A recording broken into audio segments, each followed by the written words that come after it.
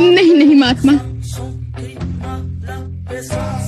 कृपा करके इन फूलों को न रोंदिए, ये मैंने अपने राम के लिए बिछाए हैं। अरे पगली, तू नित्य प्रति इस प्रकार मार्ग में फूल बिछाती है जैसे श्री राम आज और अभी आने वाले हैं। ऐसा करते तुझे कितने वर्ष बीत गए? तेरे राम आए भी? अब तक नहीं आए, परंतु आएंगे, अवश्य आएंगे। आप फिर आ गए मेरे फूलों में।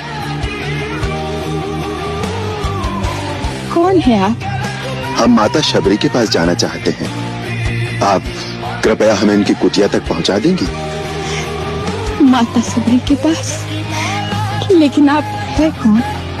मैं राम और ये मेरा छोटा भाई लक्ष्मण।